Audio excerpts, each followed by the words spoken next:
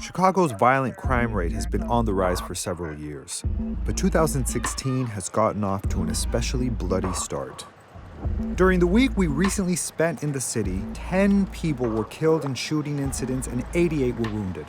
We have a challenge right now, specifically but not limited to the South Side and the West Side, where we have a level of shooting and a level of gun violence that's unacceptable and must come to an end. The numbers are staggering. More than 200 people have been killed and more than 1,300 wounded in at least 1,500 shootings across the city, a marked increase from the same period in 2015. Chicago is no stranger to gun violence and gang activity, but with increases of up to 60 to 70% in homicides and shootings, well, alarm bells have been raised all over the city. I view it as a disease. Like diseases spread, that's how this violence is spread, because I'm seeing it everywhere. Gwen Baxter lost her son to gun violence 4 years after losing her husband in an officer-involved shooting. Tell me about the loss of your child. I got a call, like about 1 o'clock in the morning, telling me that Larry had been shot. He got shot in the back of his head and he died on the scene. What did you do to emerge from that? Like I said, I prayed and then I got angry. Well, I felt like I got to get up and do something. I got to do something. I have a history. Today, Gwen organizes a meetup for other mothers who've lost family members to gun violence.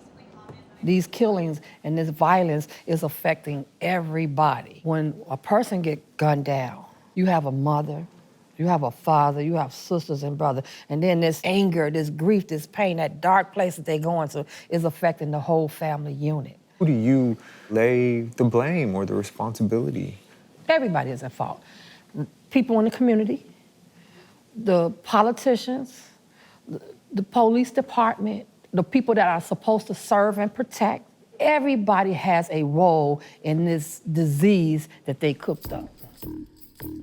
Attention has largely turned to the Chicago Police Department.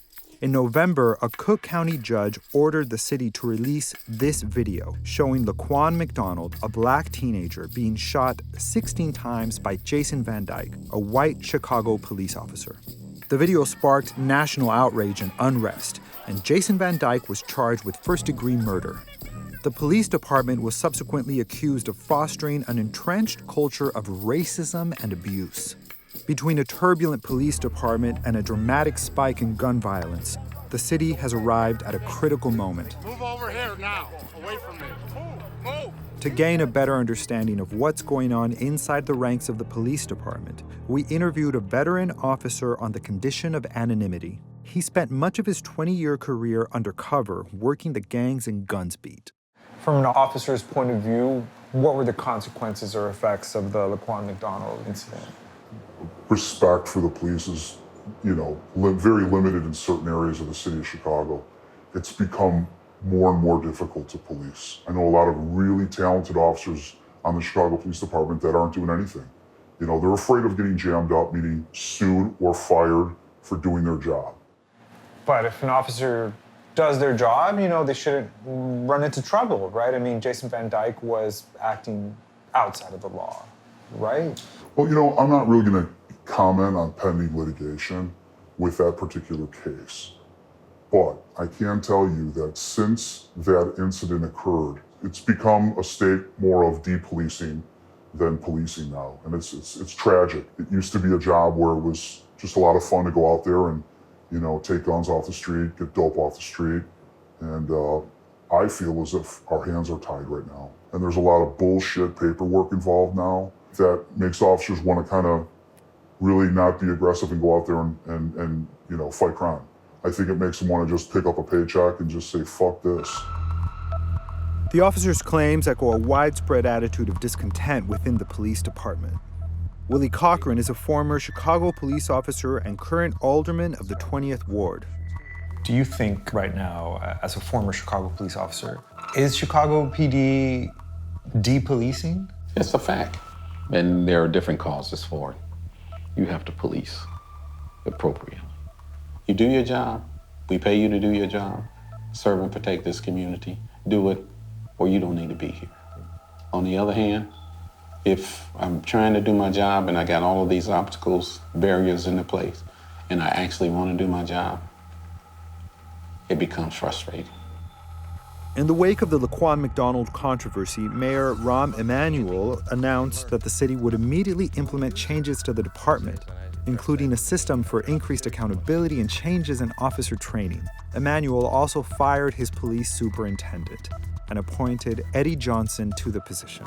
Johnson is a lifelong Chicago police officer and trusted by both the rank and file and communities of color. We were unable to reach Johnson during our time in Chicago, but he agreed to a subsequent phone interview. At the beginning of the year, we had three major things happen. One was the Laquan McDonald video came out. Second thing was we lost our superintendent. And state law changed in terms of how we documented these investigatory stops.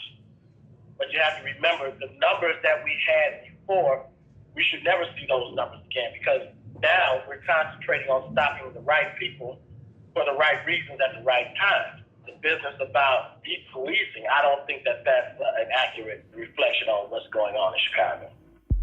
CPD's own numbers seem to contradict Johnson's response. During the first 4 months of 2016, there were just under 35,000 investigatory stops, down from over 230,000 during the same period in 2015.